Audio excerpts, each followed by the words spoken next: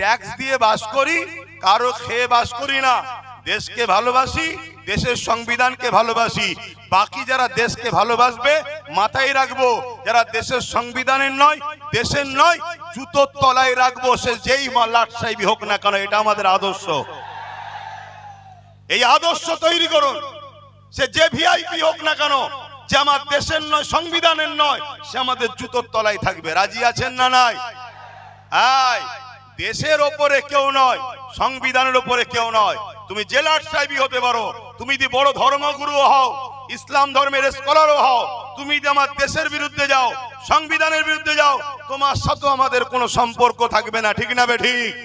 কারণ এ দেশ দেশবাসীর রক্তের বিনিময়ে স্বাধীন হয়েছে। আজকে সে দেশে তুমি তোমার রাজনীতির রুটি শাখার স্বার্থে এমন ফিতনামূলক কথা বলছো, যেখানে একটা বিশেষ ধর্মকে টার্গেট করা হচ্ছে।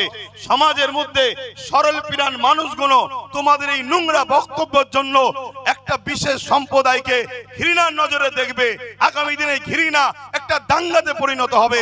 এই দাঙ্গা একদিন দেশকে টুকরো টুকরো করে দেবে। এই বাংলায় কেউ একজন বলবে ইসলাম নাকি রেপ করাকে পাপ নয় বলেছে, যার কথা ভাই বলতে গিয়ে রয়ে গেল। ও মূর্খ, ও জাহেল, ও মানবরূপী পশু, ওই অর্জুন সিং, ওকে তো অ্যারেস্ট করা দরকার ছিল পশ্চিম বাংলা সরকারের। পশ্চিম বাংলা সরকার ওকে অ্যারেস্ট করবে না কেন? ও তো টিএমসির লোক ছিল। টিএমসি থেকে বিজেপিতে শুধুমাত্র মুসলমানদেরকে ভয় দেখাবার জন্য গেছে। হাকিকাতের ভেতরটা এখনো টিএমসি আছে। কাল যদি ও আবার টিএমসিতে আসে, রাজ্য সরকার ওকে আবার নিয়ে নেবে।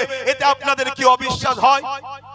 আপনারা কি ভুলে গেছেন ওই যে দাঙ্গা হয়েছিল বাবুল সুপ্রিয়, যার নাম মূল আসামিতে রয়েছে? সেই বাবুল সুপ্রিয় আজকে সে আসানসোলে দাঙ্গা করলো। একটা হাফেজে কোরআন 18 বছরের বাচ্চার কলজে বার করলো যে দাঙ্গাতে। সেই দাঙ্গার মূল অভিযুক্ত যে সেই বাবুল সুপ্রিয় যখন টিএমসিতে আসলো, এই সরকার থেকে কবুল করেছে না করেনি? জোরে বলুন, করেছে না করেনি? অথচ আমরা দেখতে পাচ্ছি এই সমাজের কোন একটা বোন, কোন একটা মেয়ে, মুসলিম মেয়ে আঞ্চলিক ভাষায় বলেছে মমতার স্বামী নেই। কি বলেছে? মমতার আঞ্চলিক ভাষায় স্বামীকে কি বলে? বলুন বলুন। ওটা শুনতে খারাপ লাগে বলে আমি বলছি না, কিন্তু যাকেই বলে চাল ভাজা তাকেই বলে খুদ ভাজা। তো ও বলেছে মমতার স্বামী নেই। এ কথাটা কোনো ভুল কি? আমরাও তো জানি স্বামী নেই। এই কথা তরুণ কেস হলো, তাকে বন্দী করলো।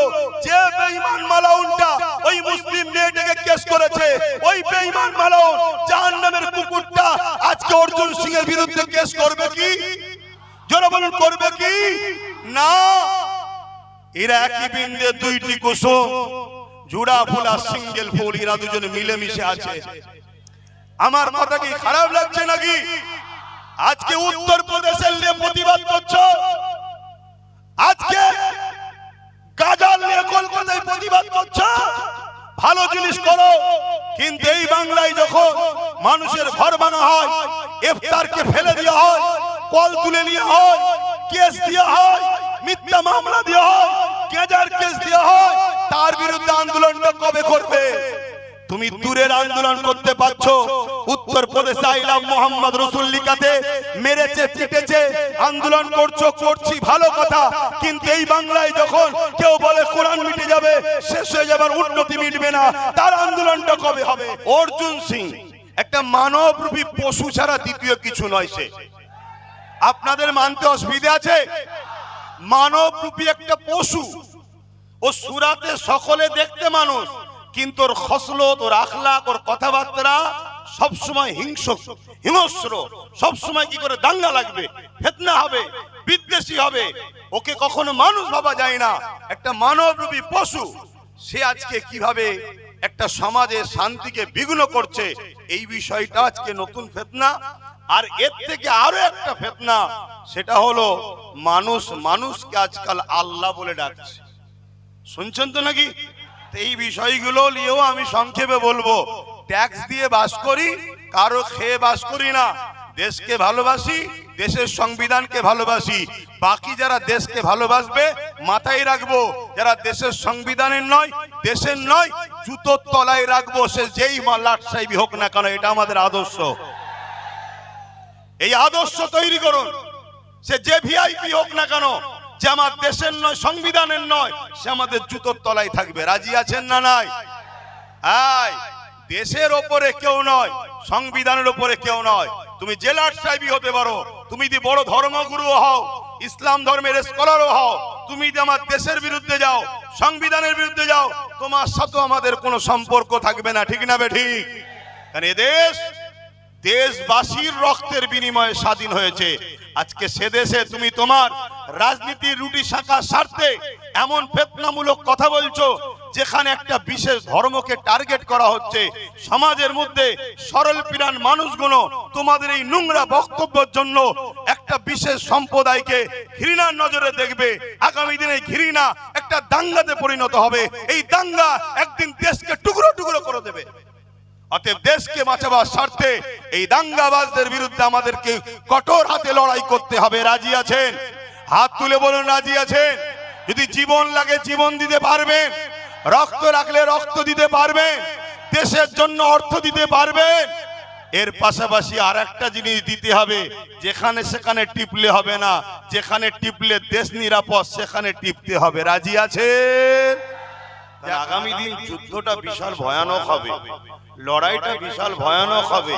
আমি কাদের নিয়ে লড়তে নেমেছি এটাও তোমাকে দেখতে হবে, যে সামনে কোন শিয়াল ঘেউ ঘেউ করলে পিছন থেকে পালাবার লোক নয় তো।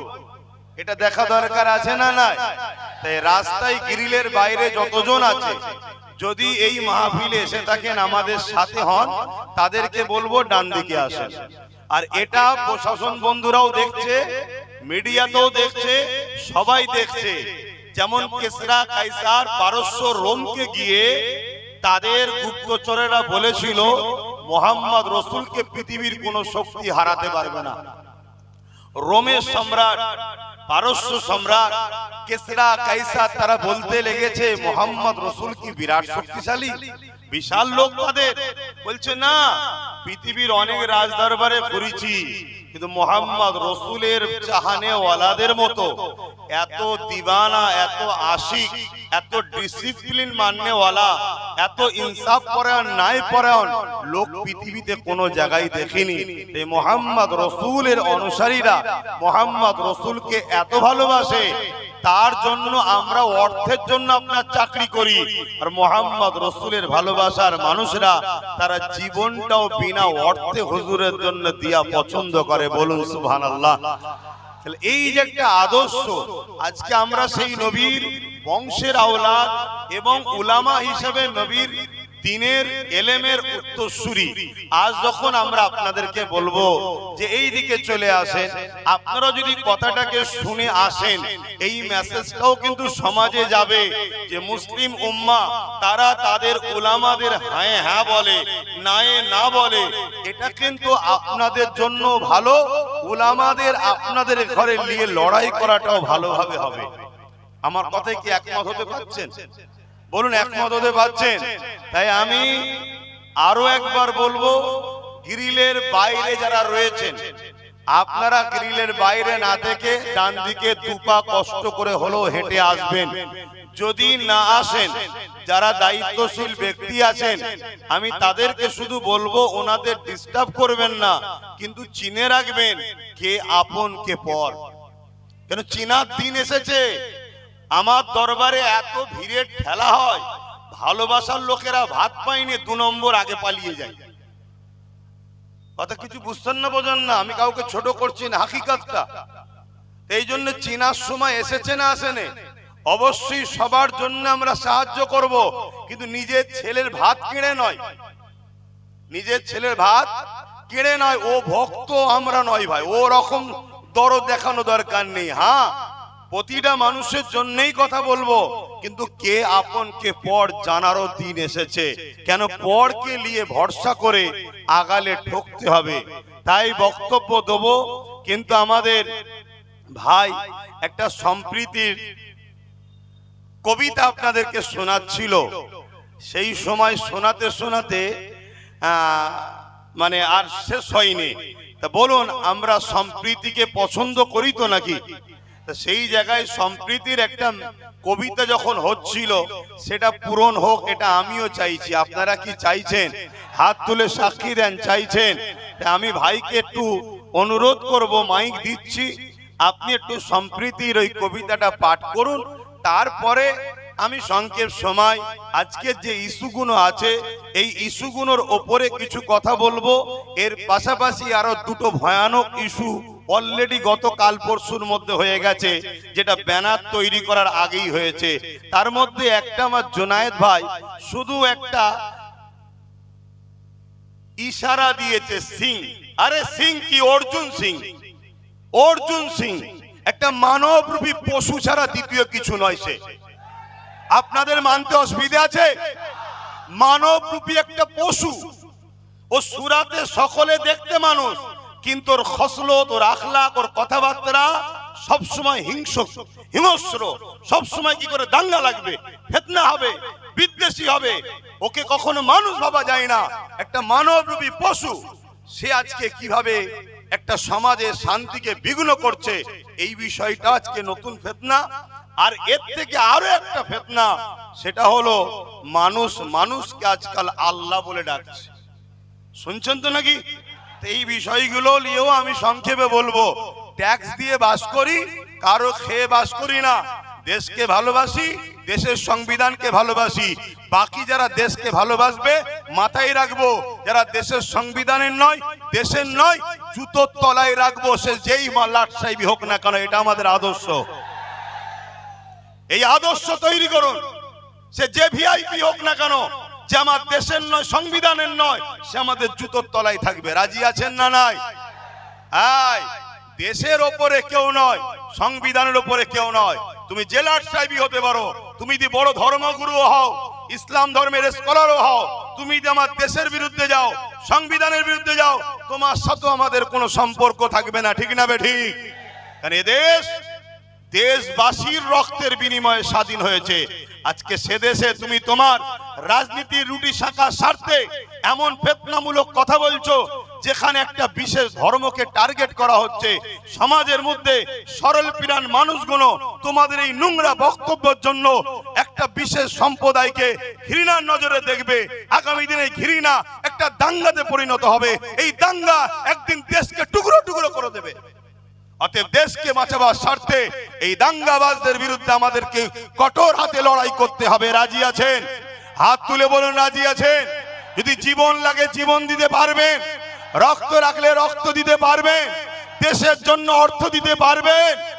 এর পাশাপাশি আর একটা জিনিস দিতে হবে, যেখানে সেখানে টিপলে হবে না। যেখানে টিপলে দেশ নিরাপদ, সেখানে টিপতে হবে। রাজি আছেন?